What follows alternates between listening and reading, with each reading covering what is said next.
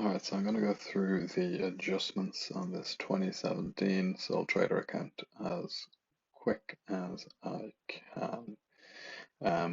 First adjustment here is when we see all the times a stock which has been damaged. So the stock there of 76,500 includes that 4,500, but the stock is damaged and is now only worth 3,000, so it's worth 1,500 less.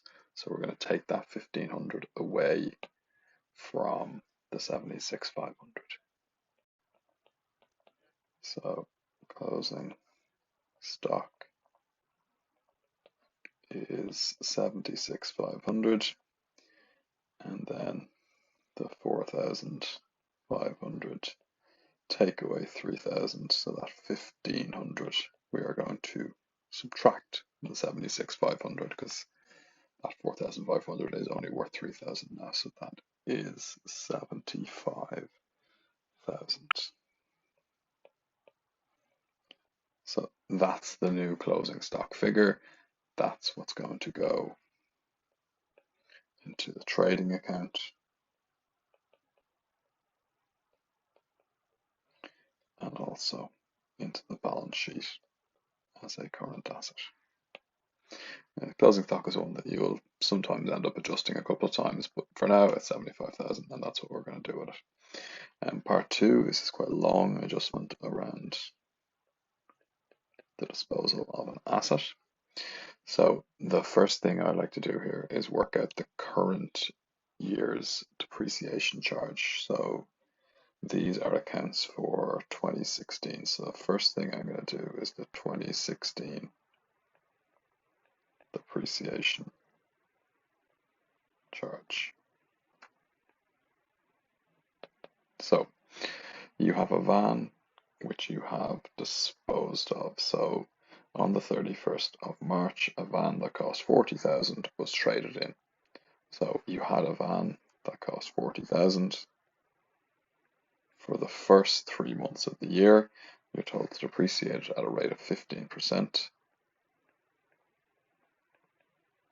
So I suppose that's the old van or the disposed van, however you want to refer to it. So 40,000 by 15%, and you have it until you dispose it on the 31st of March. So you have it for 3/12 of the year. So that is 1,500 euro. You then have a new van which you purchased on the 31st of March, and it costs 48,000. So the new van costs 48. We're going to depreciate it at 15%, and then we have it from the 31st of March 16 until the end of the year. So that is 9 months. So we're going to multiply that by 9/12, and that is 5,400. And then we have the existing vans, all the other vans basically. So vans, according to this, cost 150,000, but that's at the start of the year, so it includes the 40,000 that you have sold. So it's 150 take away 40,000.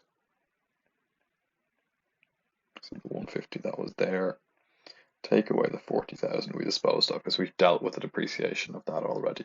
So that 110,000 is going to be by 15%, and then that's there for the full year. So no need to adjust that for any month. So that is 16,500. And if you top that, it's 23,400. And that is P&L, and it is depreciation on vans, so that's always a selling and admin expense. Okay, I'm putting where everything is going in red. If you want to color code it in some way so that even trading profit and loss account is in one color and balance sheets in another, if that helps, do that. Next thing I'll do on this is the profit or loss on disposal. So I think get into a habit of doing it in the same order each time, because it is very similar year in, year out. So if you do it in the same order, you get through it that bit quicker. So the profit or loss on disposal.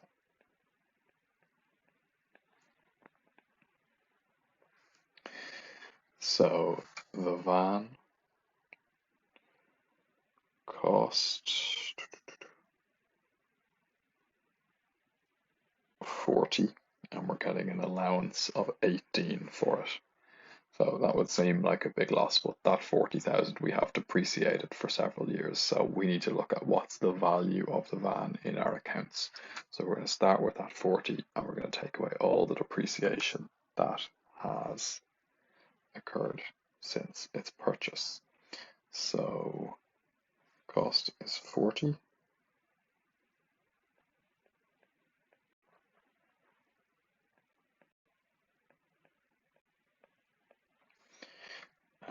I purchased it on the 30th of September 2012.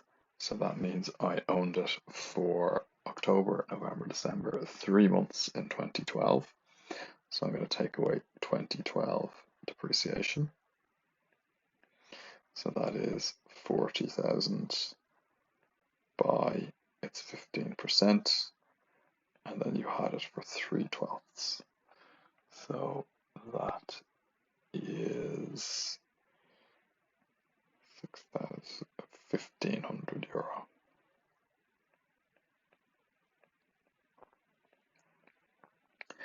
We also have depreciation in the year of disposal, so that is 2016. We've worked that out already in our 2016 depreciation charge, so that 1,500, that first number there.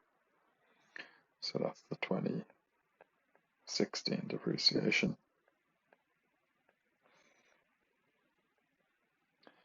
And that is, we don't need to work that out because we've worked it out already, it's 1,500. And then we have depreciation in 2013, 2014, 2015. So 3 years depreciation, or 2013 to 2015 depreciation. So that's your 40k by 15% by 3 years. So that is 18,000.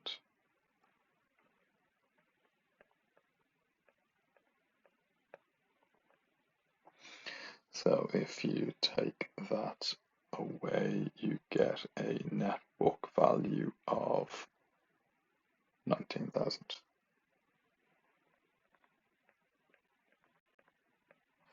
So that's what we think, that's what we're saying the van is worth in our accounts, 19,000. And then we got an allowance of 18,000 when we sold it. Okay, so the net book value, take away the allowance of 18,000 is 1,000. We thought it was worth 19. We sold it or got an allowance of 18. So that is a loss on disposal. A loss on disposal is an expense. So P&L. And because it's on vans, I put it in with selling and admin. Same place as the depreciation charge. If it was a profit on disposal, I'd put it in as other income after all the expenses in the P&L. Now, next up, I would figure out the cost that's going to go on the balance sheet. So on the 1st of January 16, so what was in the trial balance? Delivery vans costing 150.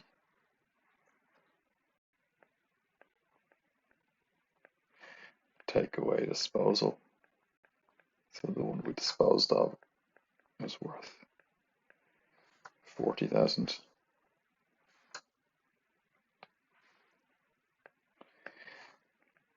and the one we acquired or purchased is worth 48,000. So that's going to be 158,000. And that's my number, which is going to go into the balance sheet as fixed assets. So the cost of fixed assets there. Finally, well, not finally, there's one more part after this, but accumulated depreciation.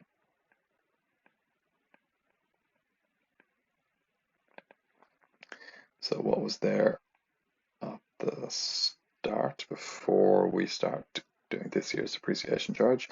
Well, the vans cost 150, but we had their value as an 85 in the accounts. So the difference between 150 and 85 is 65,000. So 65,000. We then had a charge for this year. So the 2016 depreciation charge is 23,400.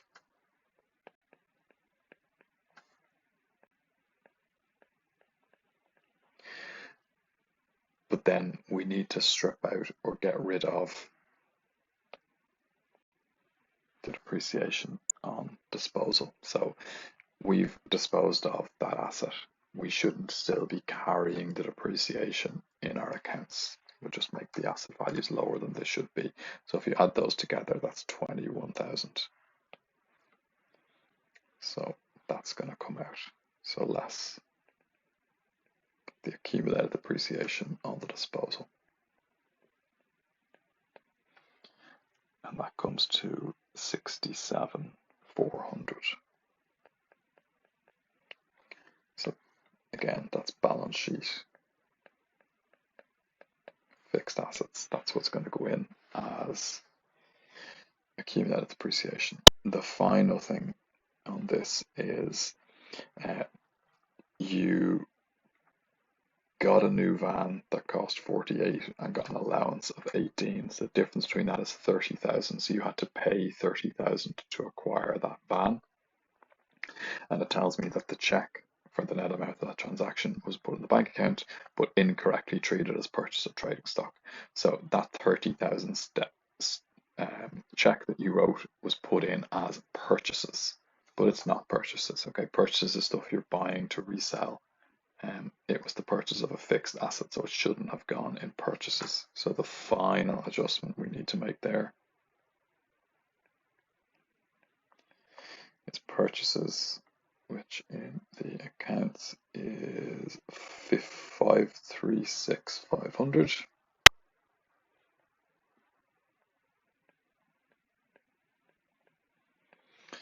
And take the 30,000 away from that.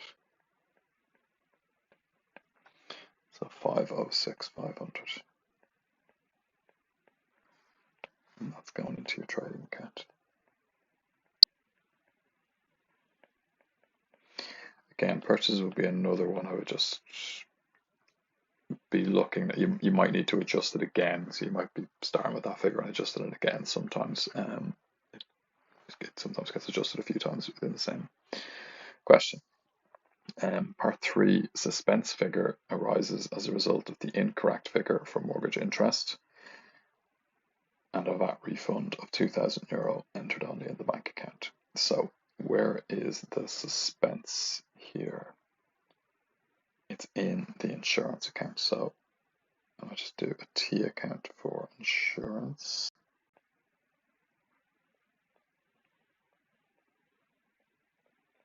And it's an expense with a debit balance of 17,700. The other accounts affected are mortgage interest and VAT.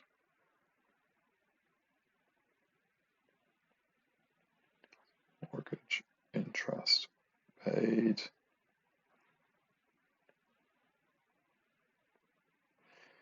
And then VAT as well.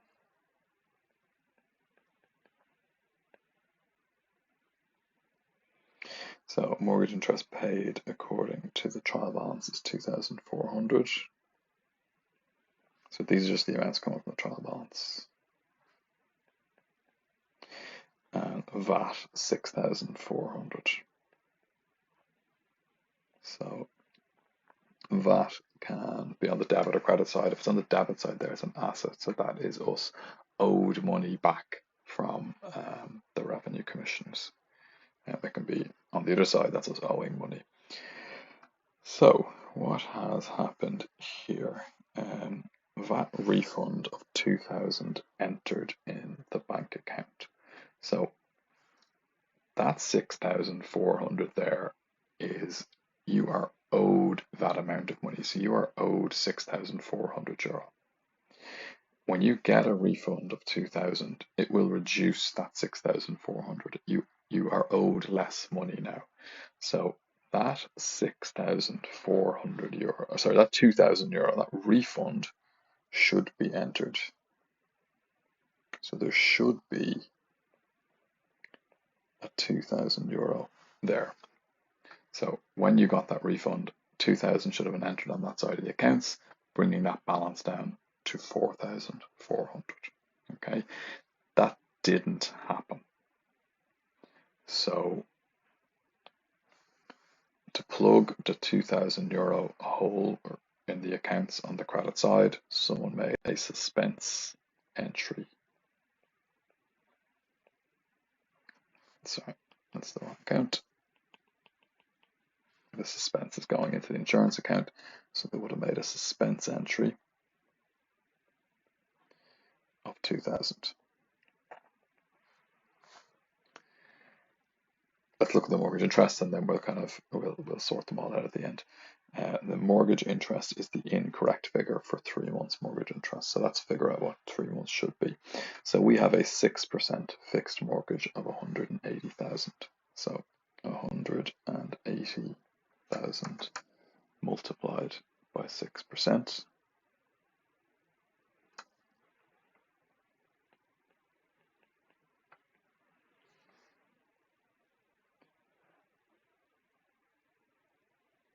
And that is 10,800 euro.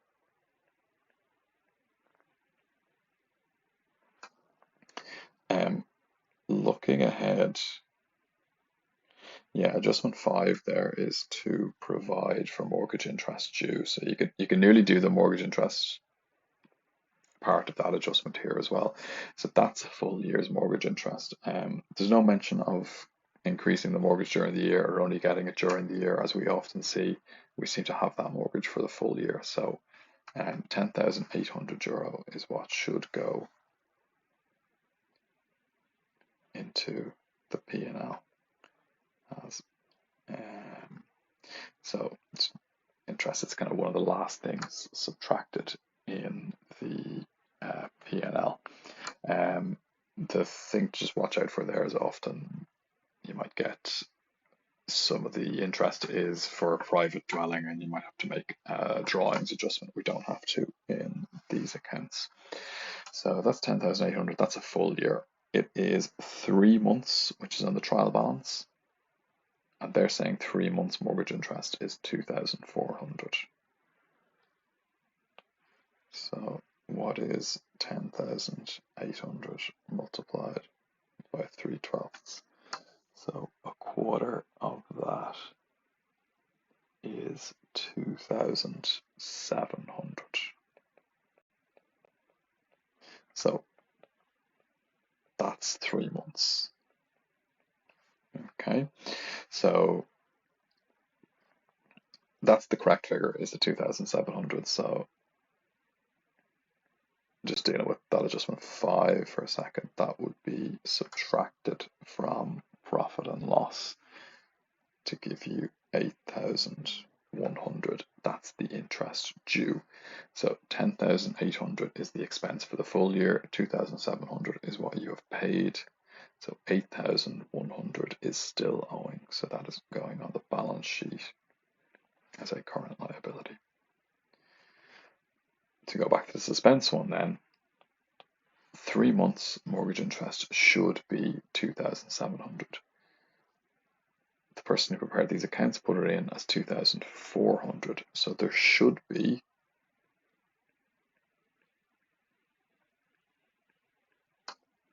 another €300 on that side to increase that account balance to 2,700.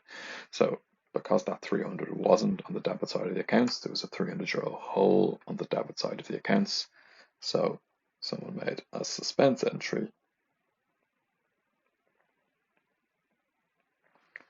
of 300 over there. So let's correct all of this. The mortgages are paid we have dealt with because we have used the 2,700 incoming to the 8,100 mortgage interest due. So that 300 there is fine. That's dealt with. The VAT one then, so 6,400 is what was owed to you according to the trial balance. There should be a 2,000 over there refund being paid. So 6,400 take away 2,000 would give you a 4,400 balance in the VAT account. So that's going to go balance sheet, current asset. And then the last thing we need to do is just update the insurance number. So insurance per the trial balance is 17,700. That's after a suspense entry was put on the credit side. So 17,700 is what the insurance number ended up as, but that 2,000 on the credit side would have brought the balance down. So it must have been higher than 17,700 before that 2,000 was put in. So to get rid of that 2,000, we add it back. The 300 on the same side then, to remove that, we subtract it. So 19,400 is the new insurance number. So that's the insurance number that's going to go P&L, and it will be an admin expense.